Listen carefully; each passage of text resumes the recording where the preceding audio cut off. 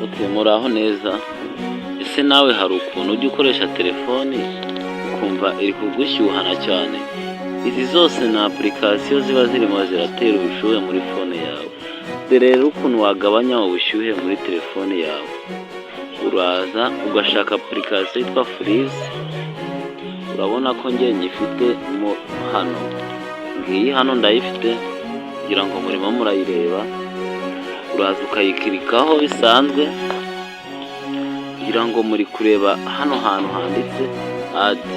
Aha kugira ngo muri kuhabona aho handitse adi, uri kuhareba abereke neza. Ni aha ngira ngo muri kuhabona.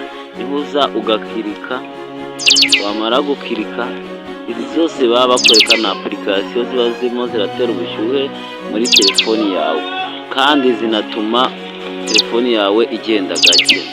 Dore rero uburyo wazigabanya. Urabona ko bakwereka ngo ni 23. Izi ni apurikasiyo zose ziba zirimo ziratera ubushyuhe muri telefoni yawe. Uraza ugakanda gutya, izo ukanze multiple choice nizo uba urimo urafuza. Ngo nyine muri kubibona nk'ibisanzwe, ugenda wemeza kuri apurikasiyo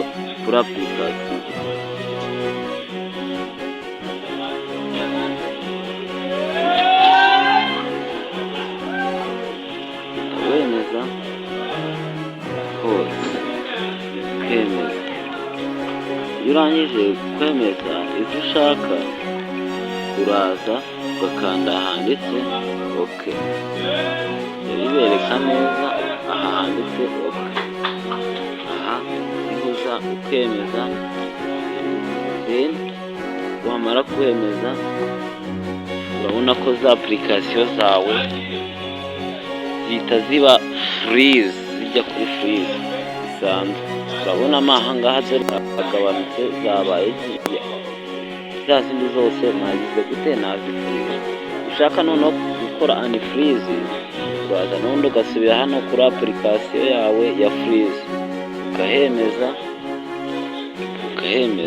Rero ngizi ushaka gukora anifurize, uraza ugakanda kuri utu tudomo tungahe, 3 ari tw'utundi utwo ugakandaho, bakakwereka furize multiple apps, ukayikirikaho.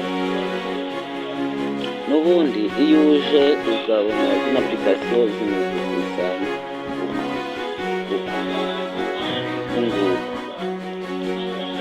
kugira ngo uri kuzibona bisanzwe.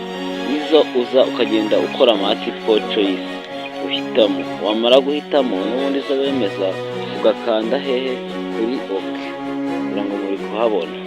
Ukanze kuri oke rero ubona ko zihita zisubira hehe muri ya apurikasiyo yawe. Fasha usharinge yino video nimba igushimishije. Murakoze.